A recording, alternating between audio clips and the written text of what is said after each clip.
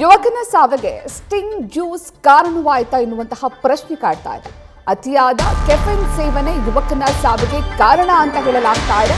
ಹಾಗಾಗಿ ರಾಜ್ಯದಲ್ಲಿ sting juice ನಿಷೇಧಕ್ಕೆ ಆಗ್ರಹಿಸಲಾಗ್ತಾ ಇದೆ.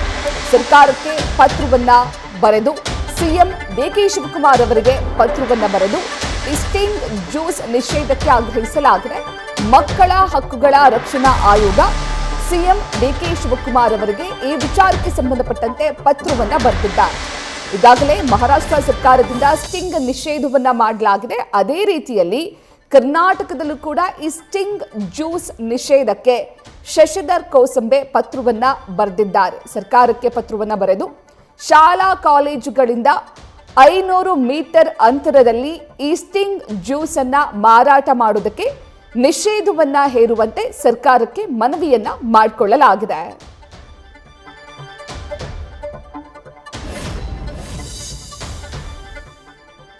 ಮಕ್ಕಳು ಹಾಗೂ ಯುವಕರ ಆರೋಗ್ಯದ ಮೇಲೆ ದುಷ್ಪರಿಣಾಮ ಬೀರುತ್ತಿರುವಂತಹ ಸ್ಟಿಂಗ್ ಜ್ಯೂಸ್ ಅನ್ನು ಮಹಾರಾಷ್ಟ್ರ ಸರ್ಕಾರ ಮೊನ್ನೆ 3ನೇ ತಾರೀಕಿನಂದು ನಿಷೇಧ ಮಾಡಿದೆ.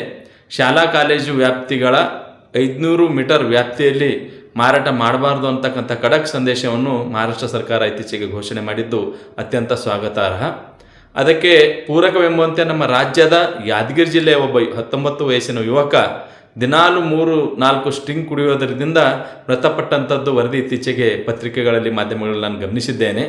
ಅದೇ ರೀತಿಯಾಗಿ ನಮ್ಮ ಮಾನ್ಯ ಮುಖ್ಯಮಂತ್ರಿಗಳಂತದ ಡೈನಾಮಿಕ್ ಮುಖ್ಯಮಂತ್ರಿಗಳಾದ ಡಿ ಕೆ ಶಿವಕುಮಾರ್ ಜಿ ಅವರು ನಮ್ಮ ರಾಜ್ಯದಲ್ಲಿ ಪಾನ್ ಮಸಾಲ ಗುಟ್ಕವೂ ಸಹಿತ ನಾವು ನಿಷೇಧ ಮಾಡ್ತೀವಿ, 2028ರವರೆಗೆ ಡ್ರಗ್ಸ್ ಮುಕ್ತ ಕರ್ನಾಟಕ ಮಾಡ್ತೀವಿ ಅಂತಕ್ಕಂಥದ್ದು ಬಹಳ ಅಭಿನಂದನಾರ್ಹ ಕಾರ್ಯವಾಗಿದೆ.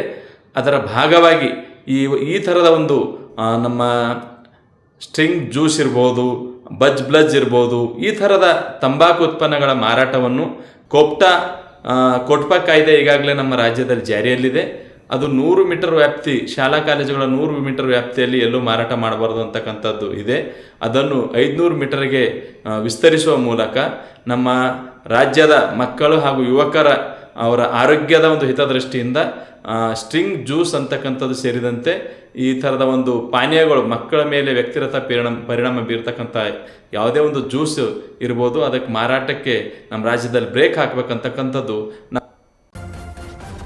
ನ್ಯೂಸ್ ಫಸ್ಟ್ ನಿರ್ಭೀತಿಯಿಂದ ನಿಮ್ಮ ಪರವಾಗಿ.